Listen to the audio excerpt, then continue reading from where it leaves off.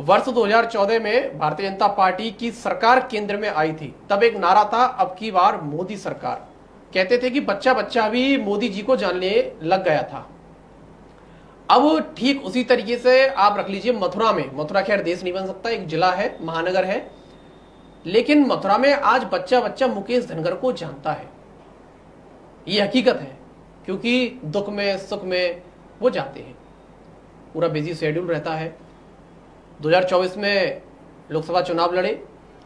मथुरा की जो सांसद हैं हेमा मालिनी, उनको चुनौती दी और बहुत ही आप समझिए जो वोट में इनको मिले वो वोट नहीं, प्यार मिला। एक उम्मीद जगी कि अगली बार हो सकता है इन्हें सफलता मिल जाए। खैर वो तो 29 अभी दूर है। एक जो खास बात मुकेश धनगर की जो सभी को अपनी ओर आकर्षित करती है कि इनका निराश ना होना। हारने के बाद यह व्यक्ति निराश ना होकर दुगनी फुर्ती से काम करता है और अभी भी गांव गांव शहर शहर जाता रहता है, चाहे विरोध प्रदर्शन हो, चाहे किसी की समस्या हो, चाहे अधिकारियों से शिकायती क्यों ना हो। आज समय निकाला है हमारे लिए। वर्तमान में कांग्रेस के जिलाध्यक्ष हैं। बहुत बहुत स्वागत है मुकेश जी आपका। बहुत बहुत आपका अनुज जी, आपने हमें निमंत्रण दिया और आप हमारे ब्रज के ब्रजवासी हैं और आपके जो अभी न्यूज है वो भी सामाजिक न्याय हो या जन मुद्दे हो और एक जो देश में जो चौथा स्तंभ कहलाया जाता है उसको बड़ी बखूबी से आपका जो अभी न्यूज पूरा परिवार आपको जगह जगह हर चाहे जिले में किसी खेत खलियान ब्लॉक न्याय पंचायत जिला स्तर पर आपकी टीम जो काम करती है तो उसको भी मैं दिल से उनको हार्दिक बधाई और शुभकामनाएं देता हूँ। और ये सामने ही हमारे यहाँ की कोतवाल जो शहर के कहलाई जाती हैं, आज सोमवार का भी दिन है। मेरा बड़ा सौभाग्य है कि आपने मुझे यहाँ बुलाया, तो उनको मैं प्रणाम करते हुए यहाँ आपके स्टूडियो में आया।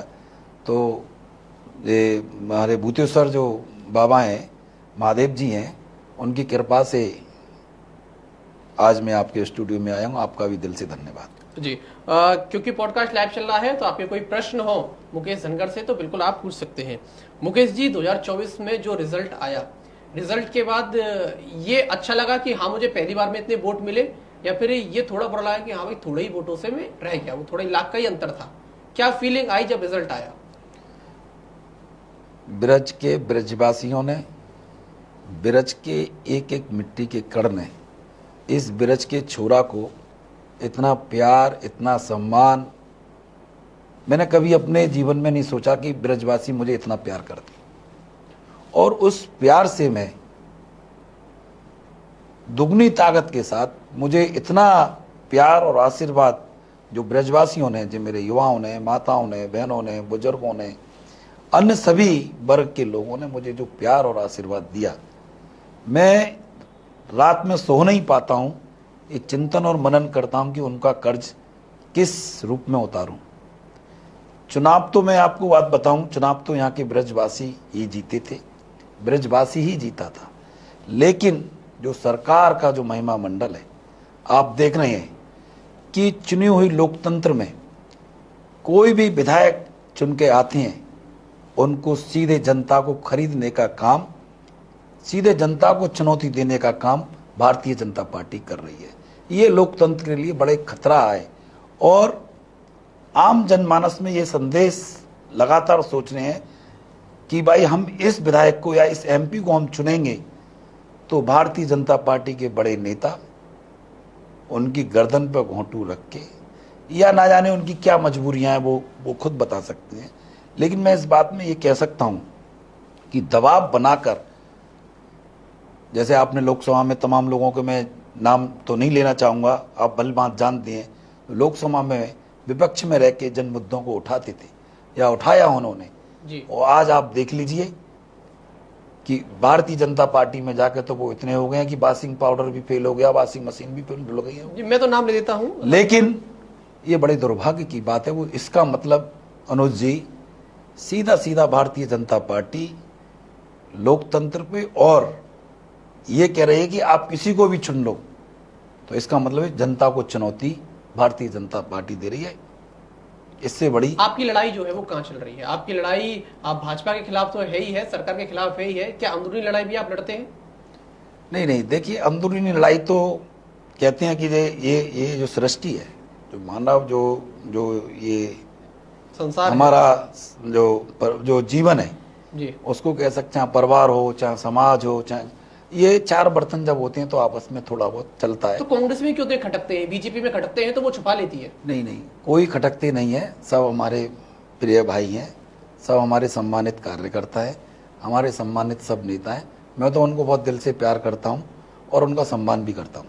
लेकिन मुकेश जी, हम देखते हैं कि अगर हमें हार मिलती है तो साथ में निराशा भी आती है। आप हारे लेकिन आपके अंदर निराशा नहीं आई, और इतने दिनों से आप 5 साल लगातार मेहनत कर रहे हैं। तो नेताओं का क्या होता है कि जब 4 साल बीत जाते हैं तब वो सोकर उठते हैं कि हाँ बताइए मुझे क्या करना है। आप लगातार मेहनत कर रहे हैं, गांव-गांव आप जा रहे हैं, लोगों से आप जुड़ रहे हैं, तो लगता है कि 29 की राज से आसान हो जाएगी बहुत। अनुज जी, बहुत अच्छा आपने सवाल किया है।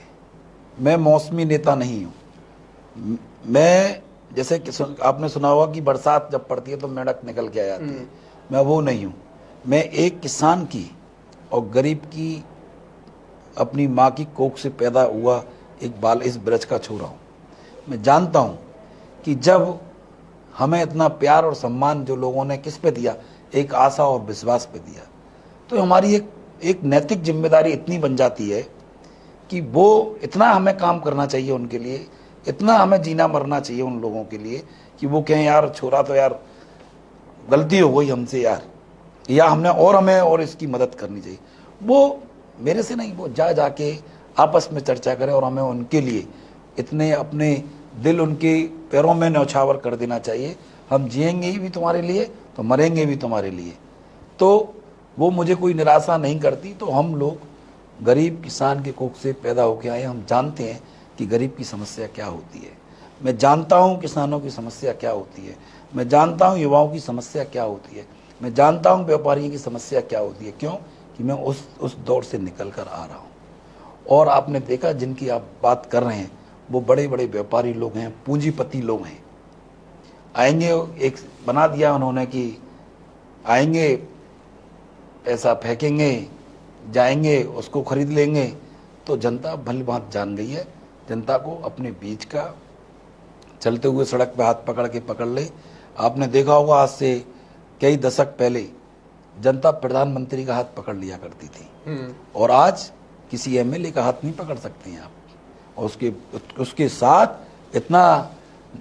उसके साथ उसके उतने समर्थक कह सकते हैं, या उनके चाहने वाले कह सकते हैं, या सिक्योरिटी गार्ड कह सकते हैं, इतने हो सकते हैं। तो आम आदमी भी उनसे। लेकिन जनता जब इतनी नफरत करती है तो 22 राज्यों में सरकार कैसे बनवा रखी है भाजपा की? देखिए, सारा का सारा केवल Bharatiya Janata party by hook और बाई कुक। जब मैं भी चुनाव जब लोकसभा का लड़ रहा था तो मेरे पीछे भी पूरी की पूरा तंत्र ने लगा दिया। लेकिन मैं तो किसान का बेटा हूं, मेरे पास, मैंने कहा चलो मैं तो आपकी हर परीक्षा को देने के लिए तैयार हूं और शिद्दत से लड़ूंगा, सत्यमेव जयते की लड़ाई लड़ूंगा। मैंने तो सरदार शहीद भगत सिंह को भी पढ़ा है, मैंने लाला लाजपत राय जी को भी पढ़ा है, मैंने महात्मा गांधी जी को भी पढ़ा है, मैंने सुभाष चंद्र बोस को भी पढ़ा है, मैंने सुखदेव जी को भी पढ़ा है, मैंने राजगुरु को भी पढ़ा है। स्टडी की है आपने काफी? पढ़ता हूँ उनको, उनका अनुयायी हूँ और बहुत कुछ सीखने को मिलता है। क्या जरूरत थी उन महापुरुषों को अपने रात दिन घास की रोटी खा के, तन पे कपड़े नहीं थे, उसको पूरा त्याग के इस देश की आज़ाद कराने का काम किया। जो हम हवा ले रहे हैं, जो हम बात कर रहे हैं, ये सब उन्हीं की देन है। और हम लोग क्या कर रहे हैं? हम लोग उनकी 1 इंच बराबर भी काम नहीं कर रहे। तो हमको सोचना चाहिए, उनका अनुसरण करना चाहिए, पहले राष्ट्र उसके बाद में कुछ और। जी, तो क्या गलतियां कांग्रेस से भी हुई? राहुल गांधी ने एक स्टेटमेंट दिया कि गलतियां हमसे हुई, उनको हम भुगत रहे हैं। देखिए, राहुल जी बहुत स्पष्टवादी नेता हैं और बहुत पाक दिल साफ नेता है। आप एक बार राहुल जी से मिल लेंगे तो यार इस विश्व के अंदर कोई है तो वास्तव में Rahul ji. Down to earth, बहुत ऑटो वालों और से मिलते हैं, उनमें कोई भी दिखावा। सबसे बड़ी बात में राहुल जी की हम तो उनके सिपाही हैं और खैर आपके सामने हम क्या बात मिलते भी रहते हैं, बातचीत भी होती है। लेकिन जितना मैंने समझा कि उनके अंदर झूठ वो चाहे कितना भी नुकसान हो जाए, लेकिन राहुल जी झूठ नहीं बोल सकते। मैं डंके की चोट पर कह सकता हूँ। बिल्कुल। एक सवाल आया है आपके लिए भरत कुमार राजपूत का है, अगर आपकी पार्टी केंद्र और राज्य में आ जाती है, राज्य यानी उत्तर प्रदेश, तो क्या आप कृष्ण जन्म स्थान को कब्जा मुक्त करवाने के लिए लड़ेंगे? देखिए, ये हमारा धर्म से जुड़ा मामला है। भगवान सबके हैं। और अभी मैंने जिक्र किया सुखदेव, राजगुरु, भगत सिंह, महात्मा गांधी। एक 15 अगस्त और 26 जनवरी पे गाना चलता है कि हिंदू, मुस्लिम, सिख, ईसाई और आपस में है भाई भाई। और इससे आगे और हम चलेंगे अनुज जी, तो शास्त्रों में भी लिखा है कि ईश्वर एक है। आपने भी पढ़ा होगा, मैंने भी पढ़ा होगा, जो सवाल पूछ रहे हैं उन्हें भी ये पढ़ा होगा कि ईश्वर एक है। बस ये कि हमारे जो इस यहाँ पे आके अलग अलग उसमें भागों में, वो उस धर्म को मानते हैं, वो उस धर्म को मानते हैं। तो क्या आप इसको मानते हैं कि ये लूज पॉइंट है? कहीं ना कहीं हम धर्म के मामले में समतल रहते हैं, लेकिन भारतीय जनता पार्टी पूरी तरीके से हिंदुत्व की राजनीति करती है। एक्चुअल में क्या कि हमारी जो पार्टी है वो सेक्युलरिज्म है जी। और स्वाभाविक बात है, जो कट्टरपंथी आज जो दौर चल रहा है, कट्टरपंथी में क्या है कि आदमी एक विचार दबा गया तो हमारी बात कर रहा है, लेकिन आप उसको बड़े पैमाने पर राष्ट्रीय उसमें विश्व तौर पे देखेंगे तो कहीं ना कहीं फिर उसमें गिरावट। एक क्षेत्रीय स्तर पर हम देखें, यदि हम यहाँ इस मथुरा के स्तर पर देखेंगे तो लगेगा कि भाई हमको बात करनी चाहिए, लेकिन हम पूरे विश्व स्तर पर देखेंगे तो आपको लगना कि भाई नहीं, हमको इनको भी देखना है और इनको भी देखना है। तो उनकी भी धार्मिक, उनकी भी आस्था को ठेस ना पहुंचे। और हम भी हिंदू हैं, हमारे वो तो हम यहाँ का वो हमारे तो भगवान है, हम तो उनके कण हैं, उन्हीं की दी हुई है। और हमारे धर्म को भी आस्था ना, हमारे धर्म के को भी ठेस ना पहुंचे। तो ये काम ऐसा होना चाहिए। आप में एक अभी सवाल जो आपने किया है, मैं एक बात पूछना चाहता हूँ, कहना भी चाहता हूँ कि क्या 2014 से पहले हिंदू खतरे में था? 2014 की बाद हिंदू खतरे में आया है? नहीं। तो जो लोग सवाल कर रहे हैं, लेकिन कुछ जो क्राइम होते हैं उसके लिए तो देखिए, आप एक बात और कह रहा हूं मैं, अपराधी की कोई जाति नहीं होती, अपराधी का कोई धर्म नहीं होता, अपराधी की जाति अपराधी होती है। उसके लिए कानून बनाए, कड़े से कड़े कानून का प्रावधान होना चाहिए। उसके लिए हमारी राज्य सरकारें हैं, हमारे केंद्र की सरकार है, लोकसभा है, राज्यसभा है। ऐसे कानून कड़े से कड़े बनने चाहिए कि कोई भी अपराध करने से पहले ये सोचे कि यदि मैंने ये अपराध किया तो इसकी सजा ये मिलेगी। हमारे यहाँ क्या है कि जो कानून बनता है वो बड़ा फ्लेक्सिबल बनता है, इसमें कहने में मुझे कोई वो नहीं है। जैसे कि मैं एक उदाहरण के तौर पर बात कहूँ, अभी गंगानगर में आपने देखा एक 13 वर्षीय बच्ची के साथ बहुत ही बुरा हुआ। बहुत कहाँ हुआ, नहीं हुआ तब कहाँ ये लोग, कहाँ ये जितने लोग बोल रहे हैं कि भाई ये हिंदू की बात करते हैं, 32 लोग थे, क्या हुआ अभी तक? केवल 3 होटल गिराए। कि उससे क्या हो रहा है? ऐसा होना चाहिए, ऐसा दंड मिलना चाहिए, ऐसी कड़ी से कड़ी कार्रवाई होनी चाहिए। हालांकि वहाँ के लोगों ने पकड़ा भी, लेकिन वहाँ सरकार किसकी है? भाजपा की।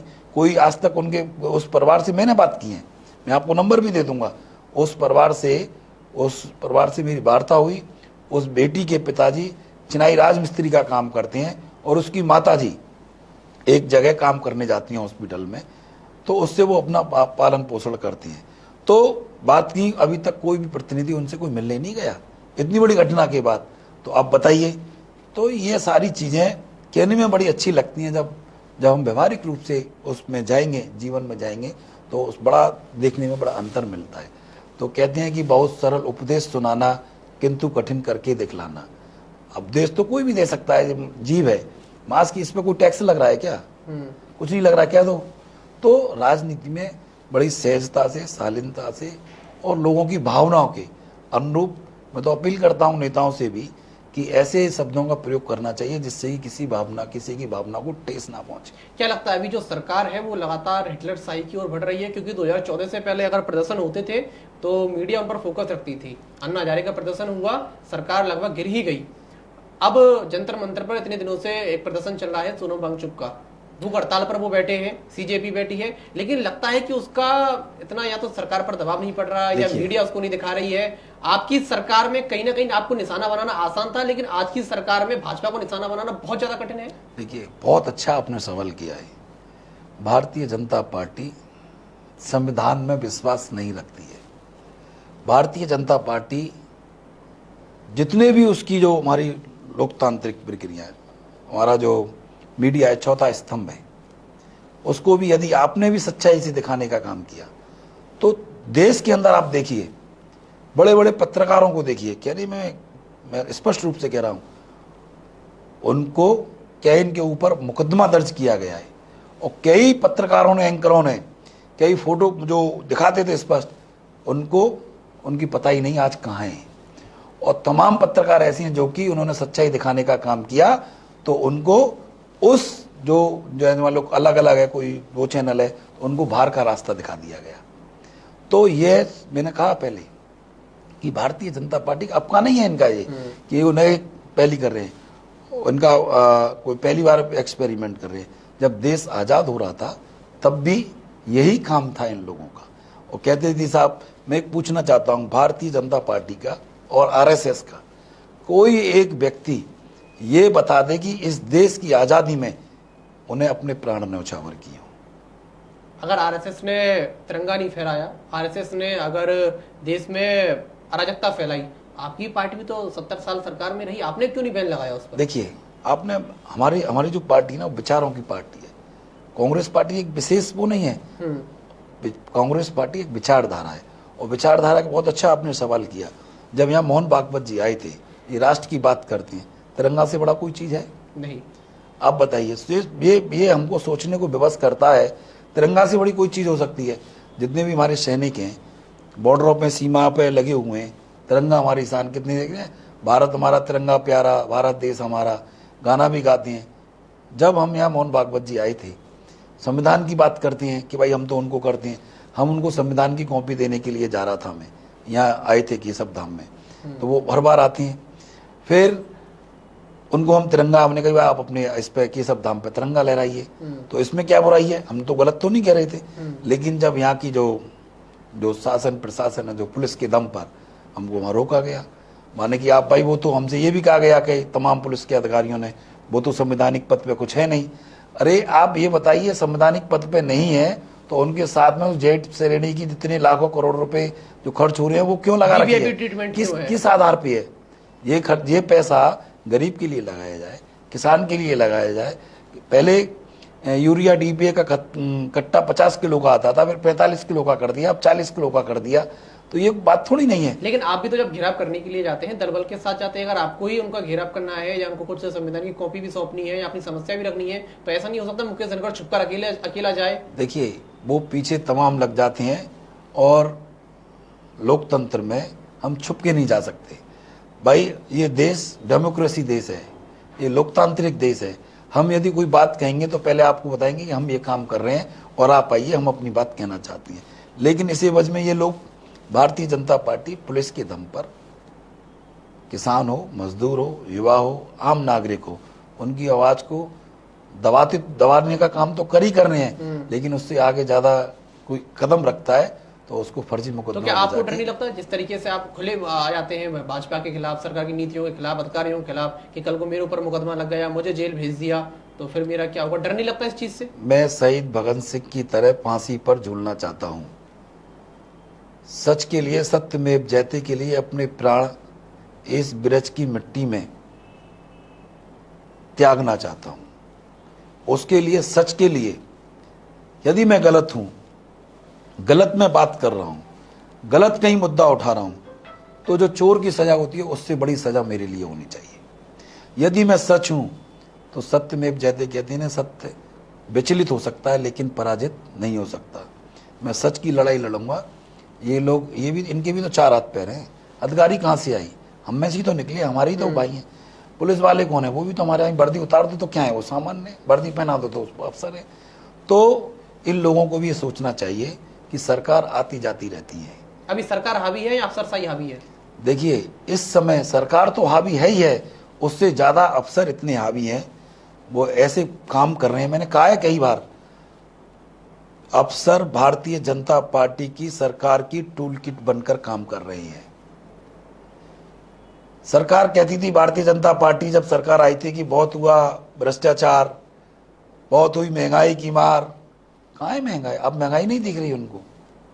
कहाँ है महंगाई? उनकी दोस्त बन गई है, भारतीय जनता पार्टी के नेताओं की डार्लिंग बन गई है। विकास बह रहा है। ट्रिपल इंजन की, डबल इंजन की सरकार चल रही है। आपने कई बार अपने चैनल पर चलाया, इन्हें 4 बूंद पड़ जाए तो उनको, कहाँ है वो यहाँ की सांसद हेमा मालिनी? पानी में निकलवा के दिखाओ उसे, है ना? जो अफसर है उनको निकलवा के दिखाओ ना। वो तो बड़े बड़े बंगलों में बैठे हैं। आप निकलते हैं, सत्ता में आप आए अरे तब मैं तो इस तरीके से तो निकलेंगे? 24 घंटे उनके लिए ही हूँ। मैं भी, सत्ता में आप अगर आए तो निकलेंगे इस तरीके से? यदि ब्रजवासियों ने मुझे प्यार और आशीर्वाद दिया, जो अधिकारियों के पास जो ब्रजवासी जाती है ना, वो अधिकारी ब्रजवासियों के द्वार पर खड़े मिलेंगे अधिकारी। यदि नहीं मिले तो उनका जूता और मेरा सिर यानी जो होगा। चेहरा ढूंढ रहे थे मथुरा की सांसद के लिए कि मथुरा का एक अच्छा सांसद हो, क्योंकि बहुत समय से हम देख रहे हैं कि मथुरा में एक तरीके से सांसद होना ना होना बराबर बात रही है, एब्सेंट लगी रही है हमेशा। आप देखें, रोज का रजिस्टर भी बनाए कि आज सांसद कितनी देर उपस्थित रहे, तो रोज एब्सेंट ही लगेगी। आप एक नायक के तौर पर उभरे हैं, जनता के मन में है कि हाँ भाई अब 29 में हम मुकेश को ही चुनेंगे। गांव गांव आप जाते हैं तो ग्रामवासी क्या बोलते हैं आपसे? नहीं, मुझे तो बहुत प्यार, और इतना प्यार देती हैं, मुझे खाना भी खिलाती हैं, बैठती हैं, अरे यार भैया हमने तो तुम्ही को वोट दी। कई में आपको, आपने जिक्र किया तो मैं आपको बता रहा हूँ, कई में गाँव में जब जाता हूँ, शोक संवेदना में जाता हूँ, या कोई सत्यनारायण की कथा होती है उसमें जाता हूँ, या शादी विवाह में जाता हूँ, या सामाजिक कार्यक्रम होते हैं उनमें जाता हूँ, या कहीं समस्या होती है वहाँ भी जाता हूँ, तो सब लोग एक ही बात कहती हैं कि भैया हमने तो वोट तुमको दी थी। तो मैं बड़ा, एक बुजुर्ग, जबकि मेरा उनसे कोई ऐसा नहीं है, प्रधान भी है वो इस समय, आयरे खेड़े की हैं, इंदल सिंह रावत नाम है उनका, उन्होंने कहा भाई हमने तो सबको सब वोट दी हैं। और भैया जी बात है, मैंने उनको सुना, उनको भावुक हो गई, उनकी आंखों में आंसू आ गए। अनुज जी, जब उनकी आंखों में आंसू आ गए, मैं सुनता रहा उनकी पहले, फिर मैंने कहा अच्छा, मान के ऐसा हो ही नहीं। फिर मैंने कहा देखो मैं आपको दिखाता हूँ, मैंने मोबाइल में थी मेरे, तो मैंने उनको दिखाया, देखो इस बूथ पर मुझे इतने वोट मिले। वो भावुक हो गए इस बात पर, जब मैंने ये बात बताई उनको कि इस आप जो आप कह रहे हैं, देखो ऐसा नहीं है, देखो इतने मुझे मिले हैं, लेकिन आपका सम्मान, आपने मुझे प्यार दिया। उन्होंने पूरी बात बताई, मानी कि 10-20 वोट भले ही इधर से उधर चली गई हो, और अब डरवा के देख लो आप, दूध का दूध पानी का पानी हो जाएगा। पूरी पोलिंग पार्टी को मैंने ही अपने यहाँ रोका था, खाना पिला, पूरी व्यवस्था की थी। एक दो बार मशीन भी खराब बीच में हो गई थी, 2 घंटे लेट चली थी, मैंने जद्दोजहद की। उन्होंने ये बात बताई, जब ये बात उन्होंने बताई तो मैंने भी उनको बताया, देखो इतनी वोट नहीं आप मिली, तो उनकी बड़ा कष्ट हुआ। उन्होंने फिर आंकड़े बताए कि साहब जितनी वोट मिली है इतने तो तुम्हारे ही लोग हैं, इतने फलाने लोग हैं, इतने वो है, इतने वो है, अब डरवा लो, दूध का दूध पानी का पानी हो जाएगा। इससे बड़ा प्रमाण क्या हो सकता है? यानी ईवीएम में इससे बड़ा प्रमाण क्या हो सकता है भाई? जो कोई, लेकिन इसी ईवीएम से आपकी भी तो सरकार बनी है कई जगह। देखिए मैं बताता हूँ, आपने बहुत अच्छा सवाल किया है। देखिए पहले मोबाइल कैसे आते थे, आज से 8-10 साल पहले आपने देखा, आते थे ना। टेक्नोलॉजी जैसे जैसे बढ़ती है तो बड़ी तेजी से फास्टैग चलता है, फास्टैग में हम निकलते हैं, वहीं से पैसे कट जाते हैं, बिल्कुल, है ना। तो ईवीएम क्या है, साबित तब तक कोई कर नहीं पाया किस तरीके अरे से? कई बार लोगों ने किया है। जिस ईवीएम ने जिस देश को बनाया, जिसने बनाई थी जिस देश ने, वहां खुद होते थे, उसने खुद बंद कर दिया, लेकिन अब इटली ने ईवीएम मांगे भारत है ना, से कि हम तो उनने बंद कर दिया। तो हम पहले अपने भारत की बात करें ना, हम अपना घर तो समझ नहीं रहा, हम वहाँ कहाँ की बात करें, पहले हम अपने घर को देखें। तो उन्होंने बंद कर दिया। तो निश्चित रूप से मैं स्पष्ट रूप से इस बात को कह सकता हूँ कि 1000%, ज़्यादा नहीं तो मैं ये तो नहीं कह सकता, ये तो नहीं है कि 100, लेकिन 100% इतना ये टेक्नोमेट्री काम करते हैं कि उसमें 100% गड़बड़ी करने का काम करते हैं। एक बात। दूसरी बात मैं आपको कहना चाहता हूं, आप मोबाइल को चार्ज कर लीजिए, प्रैक्टिकली बात करिए, मोबाइल को चार्ज कर लो, चार्ज करके आप 1 महीने के लिए बंद कर दो, तो 1 महीने बाद आप उसको ऑन करेंगे तो बैटरी कितनी होनी चाहिए? बैटरी डिस्चार्ज होगी 1 महीने बाद। तो ईवीएम की खोलती हो तो 95%, 96%, 98% निकलती है। बताओ आप, यानी गड़बड़ झाली की जा रही है। अगर आप इसको लेकर, मैंने अपने नेता से भी कहा कि इसके लिए हमें सड़कों पर उतरना चाहिए। और एक बात और, आप ये बताइए, ये कौन से अंधे परमात्मा हैं या सृष्टि के रचयिता हैं? जितने जी अंक कहते हैं, जो देश के गृह मंत्री जी हैं, वो जितने अंक कहते हैं उतनी सीट आती हैं। बताओ ये कौन सा इनके पास वो है? लेकिन 24 में तो नतीजे बदले, उत्तर प्रदेश में 37 सीटें आई लोकसभा की, कांग्रेस और सपा की। बहुत अच्छा। देखिए ऐसा है, इनको पता नहीं था, ये अपने उसमें देखिए इतना इनको एहसास नहीं था। आपने देखा अमित शाह जी यहाँ पे ही आए थे मथुरा में, छठीगढ़ के पास रैली की थी उन्होंने, उनकी कुर्सी भी नहीं भरी गई थी। तमाम मानने मैंने भी अपने लोग भेजे थे, क्योंकि मैं चुनाव लड़ रहा था, मैं देख रहा था। तो कैसे कैसे उन्होंने सरकारी जो पटवारी, लेखपाल, अमीन, इनको सबको लगाया, सबसे उनसे वो करवाई। तो उसके और पूरा तंत्र, जिला पंचायत भाजपा का, ब्लॉक प्रमुख भाजपा के, मंत्री संतरी विधायक भाजपा के, सब A से Z तक भाजपा का। और यहाँ तो सब, उसके बाद भी वो कुर्सी नहीं भरी गई। तो जनता सब जान रही है। जनता कह भी रही है भैया दे तो खूब रहे लेकिन है क्या रहो भैया, क्या फिर किया फायदा जाए? क्या 29 में भी ऐसा ही किया तो नहीं फिर नहीं, फायदा देखिए किसी भी चीज की एक सीमा होती है। अब पहले पहले लोग नहीं सुनते थे, पहले कहते थे अरे नहीं साहब आप तो झूठ बोल रहे हैं यार, तुमने भी तो इतने दिन राज किया है, झूठ बोलते हो, ये व्यवहारिक स्वाभाविक बात है। और लेकिन अब धीरे धीरे जब देख रहे हैं कि भाई ये तो बहुत अत्याचार, बहुत दिन पर कोई सुनने वाला नहीं, हिटलर शाह की तरह, और इस तरीके से जो जनता के साथ व्यवहार हो रहा है वो जनता भली बात जान रही है। एक बात और कहना चाहता हूँ, देखिए अनुज जी, सरकार तो आती जाती रहेंगी, ये तो एक परंपरा है, कोई आएगा कोई जाएगा, इस धरती पर जो आया है उसे जाना तय है, जी। ठीक है। स्थायी कोई नहीं है, सब अस्थायी है। बच जाए कि प्रभु की कब फाइल तैयार होके आ जाए वो उस समय की बात है। लेकिन यदि घर का मुखिया झूठ बोलने लग जाए तो उस घर का विकास होगा या विनाश होगा? विनाश। देश का प्रधानमंत्री 2014 में ये बात कही थी कि इस कांग्रेस पार्टी ने गरीब किसान मजदूर का जो करोड़ों करोड़ों रुपए जो काला धन इन्होंने इकट्ठा करके विदेशों में जमा किया है, जो जमा किया है, इतना पैसा जमा किया है कि यदि मैं उस पैसे को लेके आऊंगा तो 15-15 लाख रुपए खाते में आ जाएंगे। कहा था नहीं कहा था? और यदि मैं उस काले धन को नहीं लेके आऊं तो मेरा 20 चौराहे पे क्या कर देना, सर कलाम कर देना। ये प्रधानमंत्री के स्टेटमेंट है, आप निकाल लीजिए, कोई पूछने वाला है उससे बहरूपिया से। और आज 15 लाख तो आए नहीं। अरे आप प्रधानमंत्री जी यही बता दीजिए कि कितना काला धन लेके आए हो, और जो काला धन जमा था कांग्रेस पार्टी के नेताओं को, आपने उनको कड़ी से कड़ी सजा, जेल में क्यों नहीं डालने का काम किया?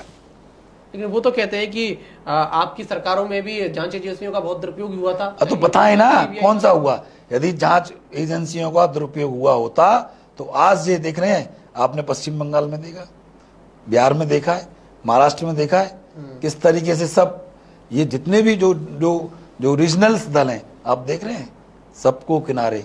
उसमें चले जाइए हरियाणा में जेएमएम और दुष्यंत चौटाला कहाँ पड़ा है, सबको ये यानी जो सहयोगी दल आए उन्होंने दीमक की तरह खा गई। बिल्कुल, आप देख लीजिए सामने है आपके तस्वीर सामने है। और ये इस बात को भी जानने की हमने बहुत अच्छे काम किए हैं, ये भी पता है कि हमने इतने अच्छे काम कर दिए हैं कि यदि हम बाई चांस आप मतलब आना तो है, फिर आज नहीं तो कल, कल नहीं तो परसों, ये तो तय है, ये तो प्रकृति का नियम है बदलाव। तो इनका क्या हाल होगा ये तो ईश्वर जानती है।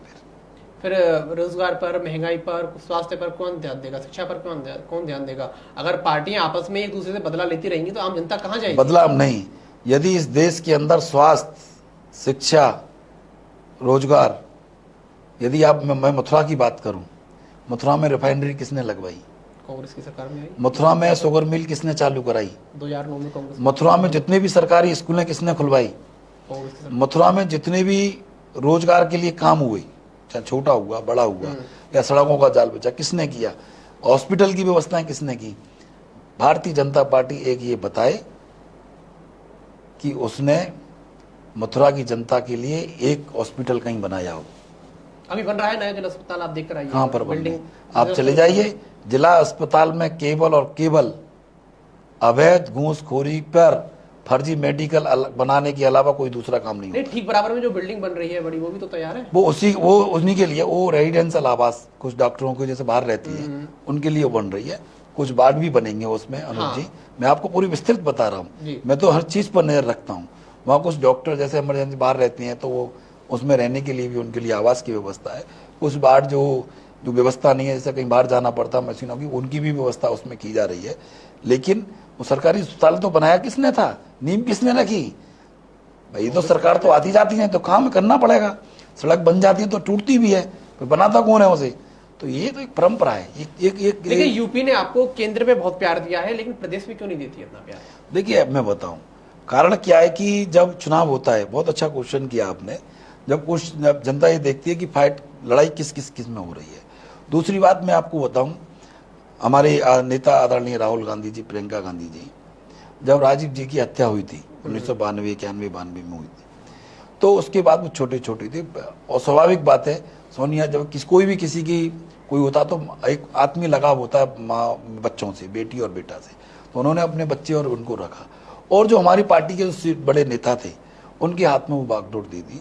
और वो नेता लोग कहते थे कि आप उनसे ऐसे गठबंधन कर लो, उनसे गठबंधन कर लो, उनसे गठबंधन कर करके ये हो गया कि आज हम लोग यहाँ खड़े हैं। कहने में मुझे कोई गुरेज नहीं है, और ये स्पष्ट रूप से यदि, क्योंकि हमसे पहले तो वही लोग थे, लेकिन अभी भी तो आप गठबंधन करके 27 में सपा के ये शीर्ष नेतृत्व तय करेगा। कुछ चीजें ऐसी होती हैं अनुज जी कभी कभी कि स्थिति और परिस्थिति के अनुसार कुछ चीजों का निर्णय लिया जाता है, लेकिन मैं उस दौर की बात कर रहा हूँ। 1989 तक तो कांग्रेस की सरकार थी, उसके बाद भी हमारे एमएलए थे, किसकी सरकार बनवाई? सपा की आई, फिर उसके बाद फिर मैं एमएलए बने 100-150, किसको समर्थन दे दिया? तो ये सारी चीजें बड़ी, हम जाएंगे इतिहास में, पन्नों को पलटेंगे। 30 साल से तो यूपी में सूखा ही पड़ा है। 30 साल से ज्यादा साल से थे, 32-33 साल हो गए सूखा ही पड़ा तो है। लेकिन अब हम, आप जैसे युवा, हम जैसे युवा जो कोख से पैदा होके आए हैं, संघर्ष के रास्ते से निकल के आए हैं, कहीं से प्रोटेक्ट होके नहीं आए, वो देख रहे हैं कि आज यदि इस देश को बचाना है तो कांग्रेस पार्टी ही इस भारतीय जनता पार्टी को हरा लेकिन जो सकती है। बदलाव आपने अब किए, जनता में मानता हूं आपके जो पुराने नेता थे उनसे झिक गई थी एक तरीके से, जनता भी झिक जाती है कि चेहरे को बार बार देखते हुए। जो बदलाव आपने अब किए हैं, कांग्रेस जीवित हो रही है, ये बदलाव अगर पहले कर लेते तो नतीजे और ज्यादा बेहतर हो सकते थे। तो ये तो हमारे नेताजी ने भी कहा है, हमारे राहुल जी ने भी कहा है, ये तो हमारे राहुल जी ने भी इस बात को राष्ट्र स्तर पर कह चुके, तो मैं इसको कहूंगा तो बहुत छोटी बात तो होगी। 27 के चुनाव में आपकी क्या भूमिका रहेगी टिकट बंटवारे पर? 27 के चुनाव में जो लगातार कार्यकर्ताओं के बीच में जन मुद्दों को लेकर, जन समस्याओं को लेकर, जो जनता की बीच में और बेहतर से बेहतर जो भारतीय जनता पार्टी को सशक्त दे सकती हैं, उनको पूरी शिद्दत के साथ, करो या मरो के साथ हम चुनाव लड़ेंगे। इच्छा है, आपकी इच्छा है 27? नहीं, मैं देखिए, मुझे पार्टी ने एक गरीब किसान के बेटे को लड़ाया, अब मेरी नैतिक जिम्मेदारी बनती है कि जैसे हमने काम किया, हम भी अपने साथियों के लिए जो लगातार संघर्ष कर रहे हैं उनके लिए जिएं, उनके लिए मरें। उनको लगे जब हम ही सब काम को करने लग जाएंगे तो लोगों में क्या कहेंगे, अरे यार ये तो, इसको लोकसभा भी ये लड़ लिया, जिला अध्यक्ष भी बन गया, और ये तो फिर विधानसभा लग रहा है। नहीं, हमें उनके लिए जीना है, उनके लिए मरना है, जो बरसों से कांग्रेस पार्टी की सेवा कर रहे हैं। इस तरीके से चुनाव लड़ेंगे पूरी, अभी भी लगातार उसी अंदाज में काम चल रहा है। इस बार पहले से तैयारी है, अभी लगातार, अभी भी कंटिन्यू 20। देखिए कौन क्या कर रहा है मुझे ने तो नहीं मैं कह सकता, लेकिन मैं आपको बता रहा हूँ 24/7 आप रात को प्रैक्टिकली पहले इस्तेमाल, मैं तो कहता हूँ सबसे पहले इस्तेमाल करो और फिर विश्वास करो। रात को 1 बजे, 2 बजे, 3 बजे, 4 बजे फोन करिए, आपका दूसरी घंटी पे फोन ना उठे तो आप कह देना क्या बात है। ऐसा ना हो 29 में जनता आपको ले आए और आपके प्रतिनिधि फोन उठाएं फिर 29 में रात को। उनका जनता का जूता और मेरा सिर, ये रिकॉर्ड कर लेगी ये जनता नहीं, मैं चाहता हूं, मैं तो कहता हूं यदि यदि किसी से बचना है तो नेताओं से बच के रहो। नेता इतनी अच्छी कला, इतने नेता, जो नेता की जो बिरादरी है, जो नेताओं की जाति है, नेता इतने कलाकार हैं, केवल और केवल उन्हें अपने बेटा, अपनी साम्राज्य, अपनी व्यवस्थाएं बनाने में रहती हैं। मुझे कहने में कोई गुरेज नहीं है। आज किसी भी नेता को, जो नेता ना बनने से पहले उनकी उनका वो देख लीजिए कि उनके पास क्या था और नेता बनने के पास कहां से, इतनी जल्दी विकास कैसे हो गया। विकास की बात मंचों पे कहते हैं, गरीब की बात करेंगे, किसान की बात करेंगे, मजदूरों की बात करेंगे, आम नागरिक की आपने चुनाव आते हैं बात करेंगे। जब जनता को जरूरत पड़ती है तो नेता कहाँ होते हैं? घरों में फोन नहीं उठाते हैं, प्रोटोकॉल हो जाता है उनके लिए। ये प्रोटोकॉल जनता ने दिया है और जनता को फिर वो बताती है प्रोटोकॉल में रहिए। तो नेताओं, यदि ऐसे जो नेता इस तरीके का व्यवहार करते हैं, मैं अपील करता हूं अपने ब्रज के ब्रजवासियों से, सम्मानित जगह आप भल बात जानते हैं, उनको रास्ता दिखा देना, जहां से आए वहीं पर भेज देना उनको। तो कांग्रेस अगर दोबारा सत्ता में आती है तो हालात 2014 जैसे ही होंगे? कांग्रेस पार्टी सत्ता में आएगी, अहंकार लेकर आएगी या छोड़कर आएगी? अरे अहंकार तो कहीं नहीं, अहंकार तो हम जानते नहीं अहंकार है क्या है। अहंकार यदि होता, आप ये बताइए राहुल जी को क्या जरूरत है, आदरणीय प्रियंका गांधी जी को क्या जरूरत है?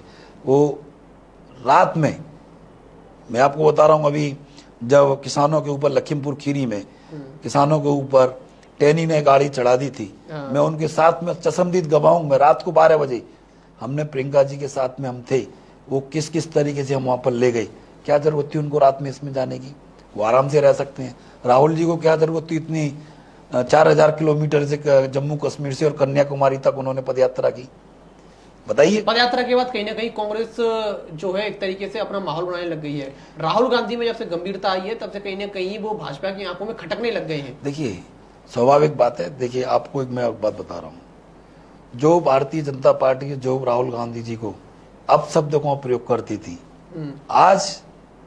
आज की डेट में जितना राहुल जी के बारे में कहते थे वो आज वर्तमान में प्रधानमंत्री जी के लिए कह रहे हैं।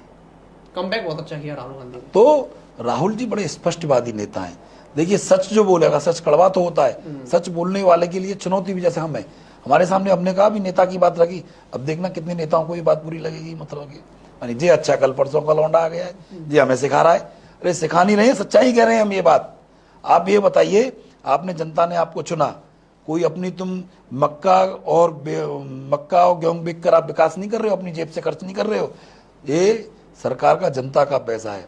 ये कोई भी सरकार आए, बिजली पानी सड़क तो राजी की राजी देनी है, कोई अपनी तरफ से कोई खैरात नहीं बांट रहा है। वो बिजली भी कहाँ मिल पा रही। मैं एक बात की बात बता रहा हूं, मैं कहती है ना नेता ये कि हम तो विकास कर रहे हैं, कोई विकास नहीं, केवल और केवल मैं तो अपील करता हूं सभी लोगों से कि देखिए छोटा सा जीवन है, इसको ऐसे जियो कि लोग आपको याद रखें। अभी जो भाजपा बहाने बनाती है, कहती है कि हम पुराना जो गड्ढे खोदे हैं कांग्रेस ने उनको भर रहे हैं। आप सरकार में आते हैं तो आपका तो ये बहाना नहीं होगा कि भाई पुराने गड्ढे खोदे हुए भाजपा आप सरकार ये कर गई 15 साल में, अब उसको हम भरेंगे तो थोड़ा समय हमें और चाहिए। कौन से गड्ढे खोदे, ये कौन सा इन्होंने कौन सा विकास, ये 12 साल के अंदर ये बता दें कि इन्होंने ये काम किए। जो 70 साल तो किए भी नहीं, उसमें 20-22 साल तो बीच में और भी दल रही थी, ये भी रही थी, भाजपा भी रही उसमें, ऐसा नहीं है, अटल जी भी थे उसमें। तो ये बता दें इनने 12 साल में कौन सा काम किया है, बता दें, गिनाएं देश के लिए कौन सा काम किया है। ये कहते हैं हमने कश्मीर में धारा 370 लगाई, पाकिस्तान आप तो आप सुनो में रहता है। तो ये यहाँ के जो नेता है वो मैं उनके साथ चलता हूँ, चलो हम एक प्लॉट दिलवा दीजिए। हम लाल किले पे पहले झंडा नहीं फहरता था, आज ये झंडा खूब फहर रहा है। लाल किले पे क्यों नहीं फहरता है, पहले नहीं फहरता, हमेशा फहरता था, अब फहरता है। कश्मीर में अब शांति है। अरे अब पहले डूजियर सौंपे जाते थे, ये हमेशा से होता रहा है, जवाब दिया जाता है। आप ये बताइए, अभी कुछ दिन पहले पहलगांव में क्या हुआ, आतंकी हमला हुआ, कहाँ है वो जांच? उससे पहले पुलवामा हुआ, कहाँ है वो आज? वो कौन मार दिए गए? थल सेना के, उन्होंने सही बोल दिया और क्रैश कर दिया गया। अनुज जी बहुत जाएंगे तो बहुत लंबा इंटरव्यू कल तक चलेगा अपना। ये लोग आप समझिए, ये केवल और केवल सत्ता के भूखे हैं। हमारी नेता आदरणीय प्रियंका गांधी ने कहा हम सत्ता में रहे ना, हमें सत्ता की आवश्यकता नहीं है, आज जरूरत है इस देश को बचाने की। जितनी मेहनत आप कर रहे हैं मथुरा में कांग्रेस में, और नेता कर ले तो 27 भी क्लियर है, 29 भी क्लियर है। देखो हर व्यक्ति का अपना अपना एक स्वभाव है। मेरी हॉबी है काम करना, मेरी आदत है कि 24 घंटे लोगों के लिए जीना, 24 घंटे लोगों के लिए मरना। वो अपने अपने कार्य प्रणाली के ऊपर निर्भर करता है। मैं इस बात पे तो नहीं कहूँगा, मैं अपनी कह सकता हूँ। मुझसे आप जो कहेंगे तो मैं 24 घंटे मैं ब्रजवासियों की सेवा के लिए तत्पर हूँ। हम रोज आपकी पोस्ट देखते हैं, आप कहीं ना कहीं आते जाते रहते हैं, दुख में सुख में हर जगह आप पहुंच जाते हैं। इतना कांग्रेस का और कोई नेता तो मेहनत करते हुए दिखाई नहीं दे रहा है। मैंने कहा ना, सबकी अपनी अपनी कार्य प्रणाली है, ये मेरी कार्य प्रणाली है। एक कक्षा में 60 बच्चे पढ़ते हैं, सिलेबस भी एक होता है, टीचर भी एक होता है, प्रथम एक ही आता है। जबकि पढ़ते समय सब प्रार्थना करके जाते हैं, भगवान से भी पूरा करते हैं, भैया ईश्वर मेरे अच्छे नंबर, करते हैं नहीं करते हैं, माँ बाप भी करते हैं, बच्चा भी कह के आता है भाई मेरे अच्छे नंबर आए, सब प्रार्थना करती हैं। लेकिन एक क्यों आता है? आप इसके पीछे कोई ना कोई कारण वो हुआ ना। लोकप्रियता भी आपकी तो काफी ज्यादा बड़ी है। ये सब ब्रजवासियों की है, मेरी कोई लोकप्रियता नहीं है।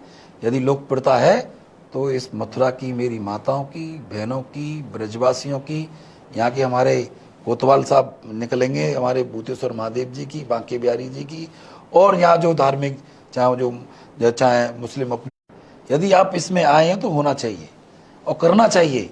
ये कोई नहीं। यदि हम आज से 50 साल पहले के नेताओं को देखेंगे, कितने सरलता से रहते थे। चौधरी चरण सिंह जी देखिए कितने सरलते से रहते थे। लाल बहादुर शास्त्री जी देख लीजिए, जवाहरलाल नेहरू जी देख लीजिए, महात्मा गांधी जी तो एक आंदोलनकारी रहे थे। जो नेता रहे उनकी बात कर रहा हूँ, कितने सरल और सादगी से रहते थे। चौधरी चरण सिंह जी तो आप बताइए कैसे रहते थे, लाल बहादुर शास्त्री कैसे रहते थे, सुबह जवाहरलाल नेहरू जी देख लीजिए।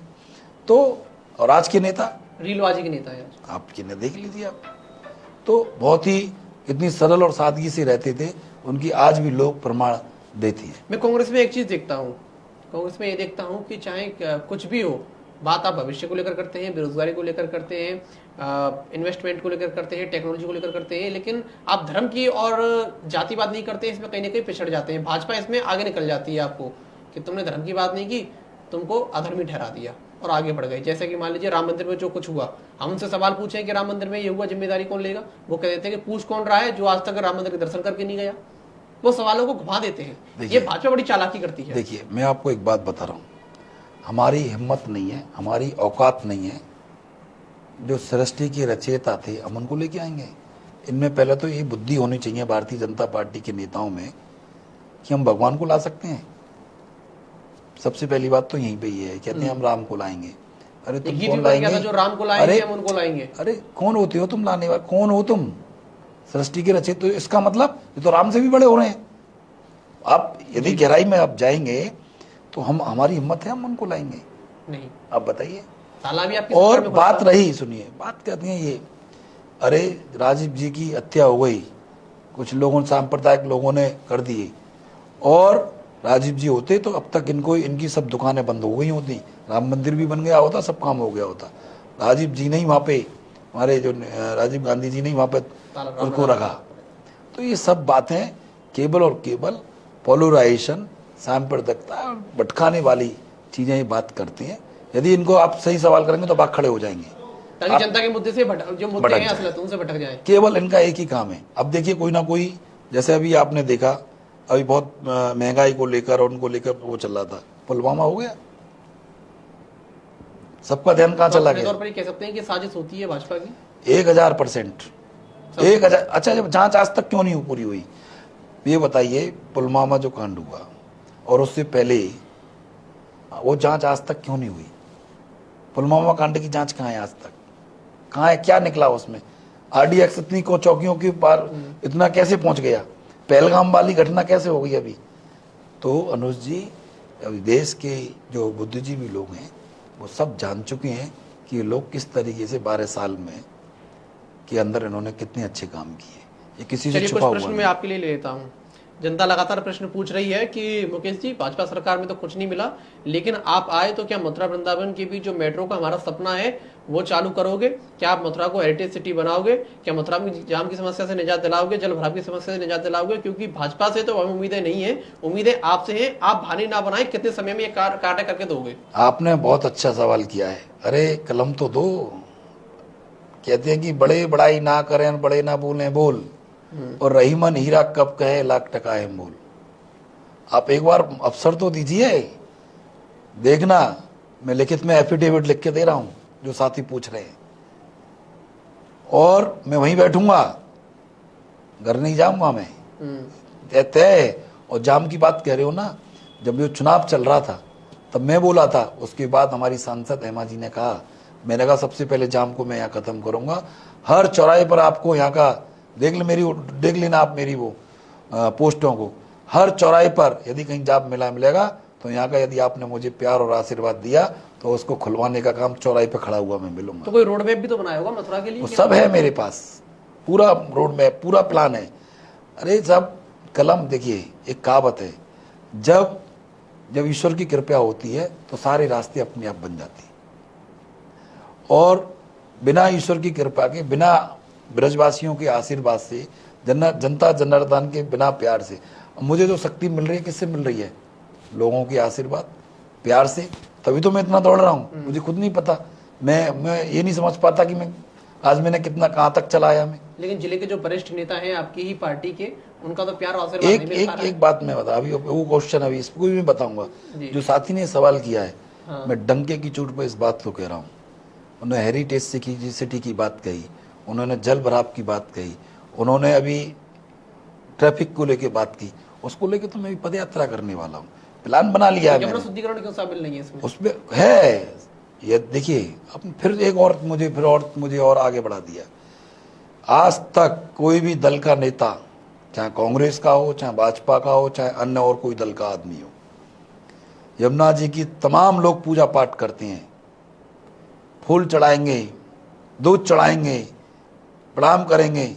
जब उसका पूजा करने के बाद जब पर्चा भरने के लिए जाते हैं, आज तक किसी भी नेता ने यदि यमुना जी का आचमन किया हो तो आप मुझे बता दीजिए। इसी को लेकर और मेरी सुनिए, जब मैं वहाँ गया, मैंने आपको बता रहा हूँ, जब मैंने नामांकन किया, मैंने जमुना जी के बीच में खड़े होकर 1 लीटर जल पिया था।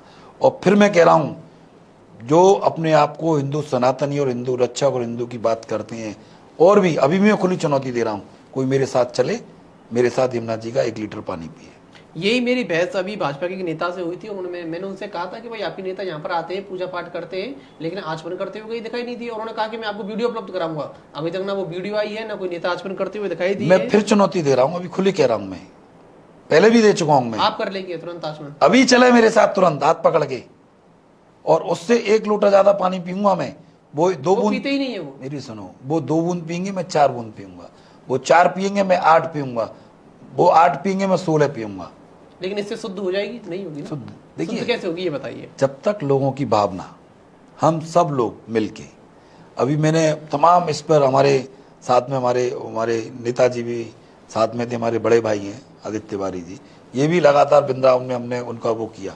इसको हम बड़े तरीके से आने वाले दिनों में आपको सड़क पर देखने को मिले। ये कुछ चीज़ें अभी मैं बोल दूंगा माइक पर, तो मेरे पीछे ये जो खाकी वर्दी के गुंडे हैं। लेकिन आपके पास भी अगर ऐसा ना हो कि अगर सफाई नहीं हुई, शुद्ध नहीं हुई, तो बहाने आ जाए कि भाई अभी तो देखो दिल्ली में उनकी सरकार है, या रुकिए दिल्ली में हमारी सरकार आने दीजिए, या हरियाणा में हमारी सरकार आने दीजिए। अनुज जी, मेरा आप उस दिन का स्टेटमेंट उठा के देख लीजिए, जब मैंने 4 अप्रैल को ही मैंने नामांकन किया था। मैंने कहा यदि मैं यमुना पुत्र हूँ, यदि यमुना जी ने मुझे आशीर्वाद दिया तो मैं शपथ लेने भी बाद में जाऊंगा, पहले यहाँ पर धरना ही पे बैठा रहूंगा। तब तक साफ नहीं होगी यमुना, तब तक मैं जाऊंगा नहीं। यानी आप यमुना साफ कर मानेंगे? मैं आपके क्या कह रहा हूं, मैं बहुत चीज ऐसी हैं जो की समस्या भी है। मैंने कई बार कहा है, बंदरों की मंकी सफारी को लेके बहुत चीज है, प्लान बना हुआ है। आप देखना आने वाले दिनों में इस ब्रज का छोरा, इस ब्रज का ब्रजवासी, जो आप कह रहे हैं पूरा प्लान है। धीरे धीरे आप देख रहे हैं, शासन से भी लड़ना पड़ रहा है, प्रशासन से भी लड़ना पड़ रहा है, और भी जगह लड़ना पड़ रहा है। खैर ठीक है, वो तो होती है, कोई बात नहीं, उनसे भी वो है तो। लेकिन आने वाले दिनों में आप देखेंगे, मैं तो लगातार मुखरता से कह रहा हूँ, लगातार बोल रहा हूँ, लेकिन कौन सुन रहा है बताओ? गला फाड़ फाड़ के कह रहा हूँ, पूरा गला बैठ गया मेरा। लेकिन फटवाए आपने? कुर्ते नहीं, पूरा शरीर फट जाए, एक एक शरीर का कतरा इस ब्रज की मिट्टी में मिल जाए, लेकिन मैं न्याय के लिए, अन्याय के खिलाफ न्याय की लड़ाई को लड़ता रहूंगा। कितने कुर्ते बदलवा लिए अब तक? कितने, अब ये तो मैं पता नहीं, सैकड़ों, मुझे याद नहीं है, लेकिन ये है मुझे इस चीज की कोई, क्योंकि ब्रजवासियों का ही कुर्ता। परिवार को भी तो चिंता होती होगी। परिवार, मेरी माँ, और इतना लड़ रहा है कि डर लगता है हमें। मेरी माँ मुझे इतनी डांटती है, मेरे सामने भी डांटा था एक बार, इसलिए मुझे याद है। रोज आती है वो, भैया क्या कर रहा हो तू, ये ऐसा मत करे, मेरी तरफ देख ले। लेकिन नहीं, मैंने कहा आपने मुझे जन्म दिया है, मैं आपकी भावना का सम्मान करता हूँ, लेकिन जो ब्रजवासियों ने मुझे प्यार और आशीर्वाद दिया है, उसका मैं 1 जन्म नहीं 7 जन्म तक कर्ज नहीं उतार पाऊंगा। लेकिन आपको लगता है आसानी से लड़ पाएंगे? क्योंकि भाजपा के जो नेता हैं सब प्रभावशील हैं और पैसे में भी अच्छे हैं। कोई बात नहीं, मैं पैदल चलूंगा, सब कुछ त्याग दूंगा, कोई बात नहीं। आज नहीं कल, कल नहीं परसों, मैं 1000 बार गिरने के लिए तैयार हूं, 1 लाख बार गिरने के लिए तैयार हूं, लेकिन इस भारतीय जनता पार्टी से हार मानने के लिए तैयार नहीं। और लाना चाहा सामने से कि मुकेश किसी दूसरी पार्टी में शामिल हो जाइए, बड़ा ऑफर मिला? तमाम ऑफर आ चुके मेरे पास अनुज जी, जो बात करें तो पहले ही आ चुके मेरे पास, लोकसभा में भी आ गया, अभी भी कुछ दिन पहले भी आ गया। नहीं, सत्यमेव जयते की लड़ाई लड़नी है। खून में कांग्रेस है, सत्यमेव जयते की लड़ाई लड़नी है। कांग्रेस विचारधारा है, हमें सत्ता नहीं चाहिए, मुझे यहाँ व्यवस्था परिवर्तन चाहिए। मुझे, मैं यहाँ सांसद भी बन गया तो मैं सांसद नहीं हूँ, यहाँ का एक एक ब्रज का ब्रजवासी यहाँ का सांसद होगा। मुकेश धनगर ना, तब भी मैंने ये बात कही और आज भी ये बात कह रहा हूँ, मैं उनका भाई था, उनका बेटा हूँ, उनका छोरा हूँ, बुजुर्गों का बेटा हूँ, युवाओं का साथी हूँ, जो बड़े भाई हैं उनका छोटा भाई हूँ, जो बुजुर्ग हैं उनका बेटा हूँ, जो हमारी और मातृशक्ति है उनका भाई हूँ। तो ये वो सांसद बनेंगे, मैं सांसद ना रहूंगा, ये तय है मेरा। हाँ। खुली किताब लेके आप एफिडेविट ले आइए, 100 बखंत और 1 लेखन। मुझे कुछ नहीं चाहिए, मुझे चाहिए जो अभी साथी ने सवाल किया है, हाँ। यहाँ की व्यवस्था परिवर्तन चाहिए। चलिए एक और सवाल आ गया है आपके लिए कि मुकेश जी से पूछिए यमुना जी को लेकर इनके पास क्या मेगा प्लान है, क्योंकि ये एक बहुत बड़ा प्लान है, एक जगह सफाई करने से यमुना जी साफ नहीं हो सकती। बहुत अच्छा सवाल किया है जिस साथी ने भी भेजा है। नवीन जी ने किया है वृंदावन बहुत वाले। अच्छा सवाल किया है, लेकिन मैं उनसे भी ये अनुरोध करता हूँ कि देखिए कि सू के संघ से हम प्रयास कर सकते हैं, हम लड़ सकते हैं। अभी हम आंदोलन करेंगे, आप देख लेना पुलिस हमारे पीछे लगा दी जाएगी। अभी मजदूर आंदोलन कर रहे थे, मैं खड़ा हो गया, मुझे थाने में बंद कर दिया। कह रहे हम यदि हमको आप लोगों ने आशीर्वाद दिया, आप एक बार करके तो देखो। कोई कुंभ का मेला तो है नहीं कि बाहर। बेरोजगारी के लिए क्या करेंगे, ये मेरा ही सवाल है युवाओं का। अरे कितना आपने तो दिल जीत लिया मेरा, क्योंकि मैं ये देखता हूँ यहाँ के बच्चे जा रहे हैं। आपने मेरा दिल जीत लिया है। बेरोजगारी के लिए यहाँ पर ऐसी इंडस्ट्री लगाई जाएंगी जो कि यहाँ का युवा यहीं लगे, बाहर ना जाए। उसके लिए तो मैं अभी आप देखिए कि कितने मथुरा के बच्चों को रोजगार मिला। उसके लिए तो अनुज जी मैं अभी भी हमारे जो लोग हैं उनसे मैंने आग्रह किया है कि 1 आध 2 इंडस्ट्रीज लगाइए जिससे 2-4 हजार लोग यहाँ लगे। अभी तो मैं कुछ भी नहीं हूँ, तब भी मैं अनुरोध लगा हुआ हूँ उसमें। अब आप लोग जो हमारे ब्रजवासी, उनका प्यार आशीर्वाद कहाँ तक लेके जाता है, प्रयास करना मेरा काम है। यदि मुझे कलम दे दी जाएंगे तो मैं डंके की चोट पर कह सकता हूँ, कलम भी आपके हाथ में होगी, कागज भी आपके हाथ में होगा। मैं तो आपका भाई हूँ, आपके साथ चलूंगा, आप चलाना। कागज भी आपके हाथ में दे दूंगा, पेन भी आपके हाथ में दे दूंगा।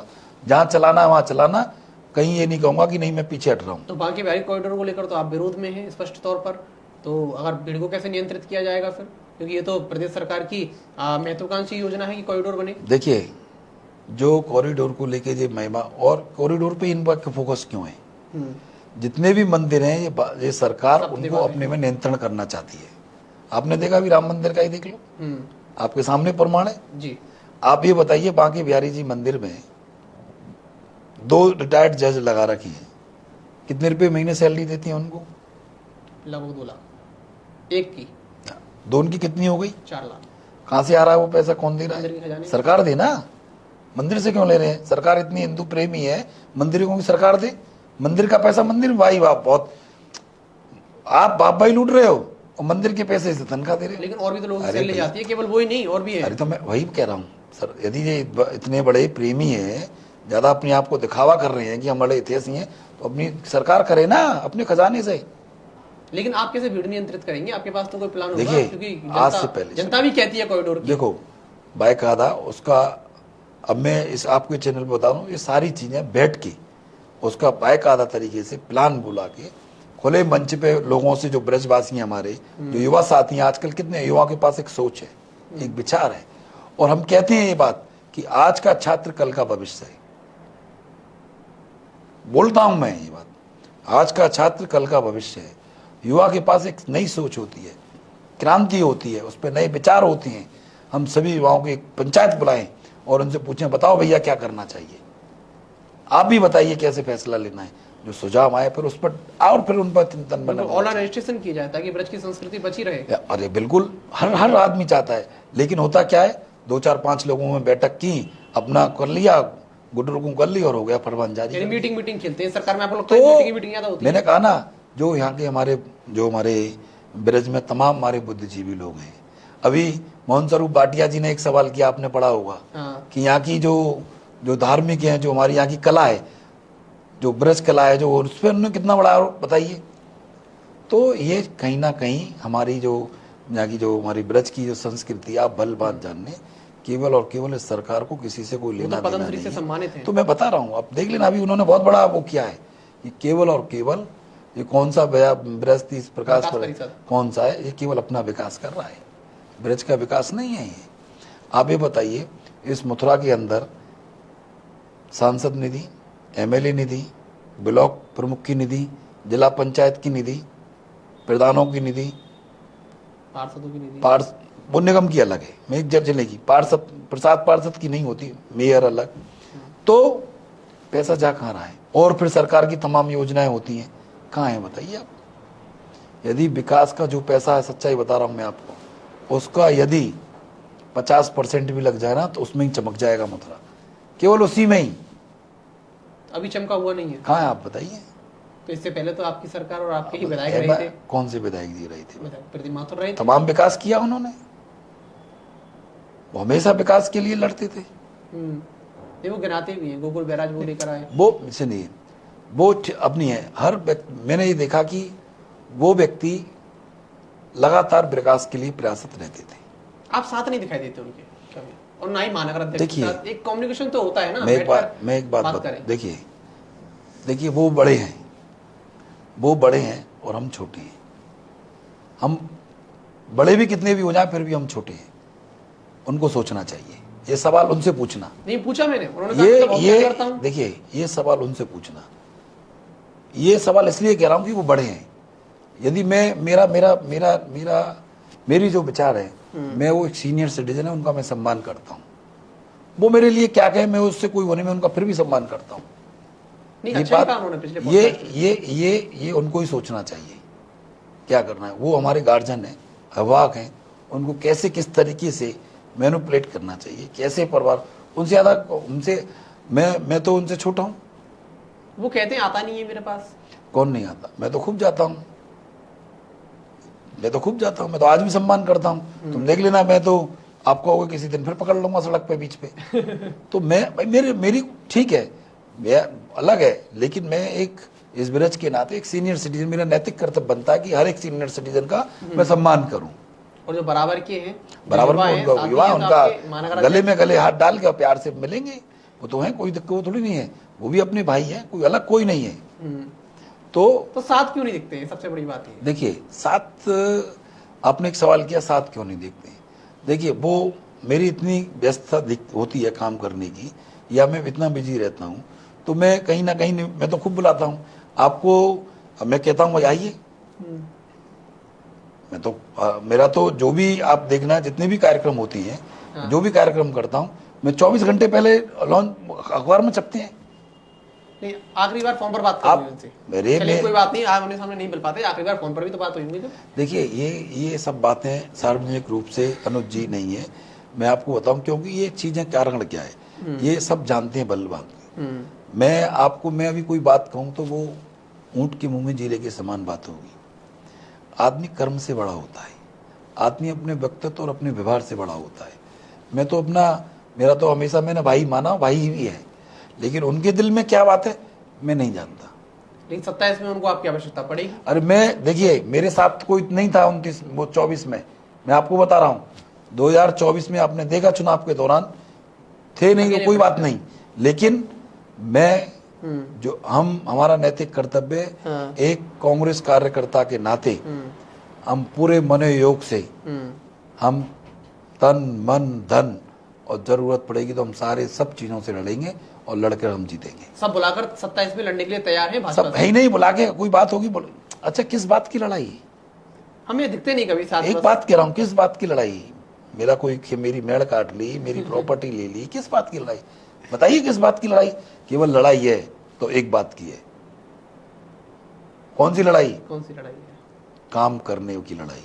काम करिए, बात कम काम ज्यादा, बात कम काम ज्यादा, दिखावा कम काम ज्यादा। जनता के बीच में 24 घंटे रहिए, जन मुद्दों को उठाइए, लड़िए, अधिकारियों से दोस्ती मत करिए, तटस्थ होकर लड़िए। कोई भी हो आपको मुखरता से बोलना पड़ेगा, हम किसी के गुलाम नहीं हैं, हम लड़ेंगे और लड़के हम जीतेंगे। चलिए मुकेश जी, और इसके बाद और बता रहा हूं, बाहर जो भी यहाँ का जो प्रशासन है और जो भारतीय जनता पार्टी की सोच है, उसके लिए मेरा स्पष्ट संदेश है। वो कहते हैं हम को दबा देंगे, जेल में डाल देंगे, फर्जी मुकदमे लगा देंगे, मार देंगे। मैं आपकी हर परीक्षा को देने के लिए तैयार हूं। ये मत सोचना, मैं आपकी हर परीक्षा को, आपकी जो भी परीक्षा है, राहुल गांधी और प्रियंका गांधी जी का सिपाही हूं, हंसते हंसते आपकी परीक्षा को देने के लिए तैयार हूं। जी बिल्कुल, आपके लेकिन मैं सच के लिए अपने प्राण न्यौछावर कर दूंगा, लेकिन समझौता नहीं करूंगा। बिल्कुल, एक फिल्म देखी थी हमने, नायक, ठीक ऐसी छवि उनकी थी जैसी मुकेश धनखड़ की अभी वर्तमान में दिखाई देती है। उम्मीद करते हैं जिस तरीके से उन्होंने नायक फिल्म में अपनी भूमिका रील के तौर पर निभाई, ये रियल के तौर पर अगर मिलता है आशीर्वाद जनता का, तो जरूर निभाएंगे। एक बात जो मैं इनके बारे में कह सकता हूं खुले दिल से, और मुझे इसमें कोई अतिशयोक्ति भी नहीं है, मुकेश जी एक ऐसे नेता हैं, आप इनके पास जाइए, आप हिचकिचाएंगे नहीं किसी बात को, समस्या को इनके सामने रखने से या बोलने से। इनकी शिकायत इनसे कर सकते हैं और ये उसको गलत तरीके से नहीं लेते हैं। आप इनसे इनकी शिकायत कीजिए, बहुत पॉजिटिव लेते हैं। भैया ये बताओ, हमसे नहीं कहेंगे तो किससे कहेंगे? आप किससे कहेंगे? जी। जब हमको प्यार आशीर्वाद, हमको यहाँ जो कुर्सी पे बैठाने का काम करते हैं, सम्मान देने का काम करते हैं, वो दीवारों से कहेंगे? वो हमसे ही तो कहेंगे। और हम भी तो उनसे कहते हैं जी। वो हमसे नहीं कहेंगे तो कैसे काम चलेगा? मामला आदान प्रदान आने जाने का होना चाहिए, वन वे ट्रैक नहीं होना चाहिए, बीच में गैप ना हो, कुल मिलाकर ये गैप नहीं। उधर से भी आए और इधर से भी जाए, दोनों का आना जाना होना चाहिए। वो हमसे कहें और हम भी उनसे कहें। चलिए, फिलहाल आप 27 की तैयारी में लगातार लगे हुए हैं और मैं तो देख रहा हूं कि मेहनत इनकी लगातार बढ़ी रही है। ऐसा नहीं है कि अगर सफलता नहीं मिली तो मैं निराश हो जाऊं, हताश हो जाऊं, नहीं। उम्मीद है अनुज जी, एक बात और बताना चाह रहा हूँ, आपने कह दी ना 27 की, यदि जिला पंचायत का चुनाव होता ना, हाँ, इस भारतीय जनता पार्टी को इस जनपद के ग्रामीण अंचल की जनता बता देती कि आपका तंत्र क्या है। दूध का दूध, पानी का पानी होता। गांव में आपने काफी मेहनत मैं आप डंके की चोट पे कह रहा हूँ, आज चुनाव करा लें, जिला पंचायत चुनाव, मैं डंके की चोट पे कह रहा हूँ। यदि ये कहती है ना हम इतने मजबूत हैं, मैं खुली चुनौती दे रहा हूँ इनको, आओ चुनाव आप जिला पंचायत का करा के देख लो, देखते हैं आपको। कहती है ना कि जिला हम खरीद लेंगे, उस बताएंगे क्या होगा मैदान। चलिए, कोई बात नहीं, अभी लगातार आपके सामने बड़े चुनाव भी हैं। आप 27 में विधानसभा चुनाव, 28 में निगम के चुनाव और 27 में विधानसभा चुनाव के साथ ही जिला पंचायत के चुनाव भी हैं और 29 में लोकसभा के चुनाव भी हैं। तो मौके लगातार हैं आप पर, मेहनत कीजिए जिस तरीके से लगातार कर रहे हैं। शुभकामनाएं हमारी हैं और मेहनत आप करते हैं, इसलिए लोग आपको पसंद करते हैं जाहिर तौर पर। और मैं देखता भी हूं कि गांव-गांव में आज मुकेश धनगर की पहचान है। मुकेश धनगर केवल सोशल मीडिया पर एक नेता नहीं बना है, आप रोज इनसे फोन कीजिएगा, अलग अलग जगहों पर मिलेंगे। आज मैं माठ हूँ, आज मैं नौजिला गया हूँ भैया, आज मैं गोवर्धन हूँ, आज मैं बलदेव में हूँ, क्योंकि ये जुटाने में लगे हुए हैं। आप समझिए इनकी थिंकिंग को, जिस तरीके से लगातार लोगों के बीच में जा रहे हैं कि मेरी थिंकिंग क्या है। मेरी थिंकिंग आपके लिए वो है जो एक नेता की जनता के प्रति होती है। आपके लिए जवाबदेह हूं मैं, और आप एक मौका तो दीजिए। कहा ना इन्होंने, पहले इस्तेमाल करें फिर विश्वास करें। तो इस्तेमाल करने का फैसला जो है वो जनता के पास है, और जनता के पास भी अब लगातार मौके हैं 27, 28 और 29। और ये तीनों साल मैं आपको बता रहा हूं बहुत अहम होने वाले हैं, देश की राजनीतिक पार्टियों के लिए भी, नेताओं के लिए भी और देश के लिए भी, क्योंकि भविष्य तय यही करेंगे। वर्तमान सरकार जो है वो अपने विकास कार्य हो, चाहे जो भी उन्होंने अच्छा कार्य किया है उसको गिनाएगी। भाई विपक्ष जो है वो बताएगा कि इन्होंने क्या नहीं किया और हम क्या करेंगे। यानी ये चुनौतीपूर्ण साल है जनता के लिए भी, राजनेताओं के लिए भी और सरकार के लिए भी। तो तीनों संयम से अपना काम चलाएं और अपने विवेक का इस्तेमाल करते हुए अपने उस चेहरे को विजयी बनाएं जो लगे कि आधी रात को भी आपके लिए खड़ा होगा। ये उम्मीद है। बहुत बहुत धन्यवाद मुकेश जी, आपने हमें समय दिया। आप सभी मेरा जो मैंने अभी, आपने मेरा जो मथुरा के लिए आपने कई विषयों पर चर्चा की, आपने राजनीति पर चर्चा की, विकास पर चर्चा की, मथुरा पर चर्चा की, धर्म पर चर्चा की, विकास पर चर्चा की, शिक्षा पर चर्चा की, स्वास्थ्य पर चर्चा की, रोजगार पर चर्चा की, आपने सभी बिंदुओं पर चर्चा की, उसके लिए भी धन्यवाद। और उससे बड़ा धन्यवाद जो इस ब्रज के जो ब्रजवासी देख रहे हैं। आओ हम सब मिलकर, अकेला मुकेश धनगर नहीं, आओ हम सब मिलकर इस ब्रज की धरोहर को बचाएं, इस ब्रज को बचाएं, जो ब्रज की संस्कृति है उसे बचाने का काम करें। यही हमारे एक, मैं आपसे हाथ जोड़कर ये सभी ब्रजवासियों के श्री चरणों में शीश झुकाकर ये मैं विनती और अपील करता हूँ कि जो लोग किसानों के लिए, गरीबों के लिए, युवाओं के लिए और बड़े बड़े मंचों पे जो बात करती हैं, जब जरूरत पड़ती है तो वो लोग कहाँ होते हैं। तो ऐसे आओ हम सब मिलकर ऐसा हम ब्रज बनाएं जिससे कि विश्व पटल पर ये दिखाई दे, कोई आए यहाँ का श्रद्धालु बाहर से तब बहुत लोग आते हैं, ऐसी सीख लेके जाए यार मथुरा में तो बहुत अच्छी लोग हैं, मथुरा में तो ऐसा चीज़ मिलती है। ये लोग जा जाके हमें वहाँ सुनने को मिलेगा, तो इससे बड़ी हमारे लिए पूंजी नहीं होगी। मैं सभी को मेरा प्रणाम, उनके श्री चरणों में प्रणाम करता हूँ। और कोई संबोधन में मेरे से कोई भूलवश या भावावेश में कोई बात हुई तो उसके लिए भी मैं हाथ जोड़कर सभी युवाओं से, ब्रजवासियों से क्षमा चाहता हूँ। देखिए यही व्यवहार जो है दिल जीत लेता है। अंत में इन्होंने जो कहा उसमें ये सारी चीजें कह गए, यानी पूरे पूरे पॉडकास्ट में तो दिल जीता ही जीता, लेकिन अंत में भी आज दिल जीत गए। उम्मीद है आपसे कि आप भी अगर सत्ता में कभी आते हैं, क्योंकि निष्पक्ष तरीके से हम चाहते हैं कि चुनाव हो, देश में निष्पक्षता बनी रहे। हालांकि गिरावट कई चीज़ों में आई है, हम ये देखते भी हैं और सच्चाई से मुंह मोड़ नहीं सकते।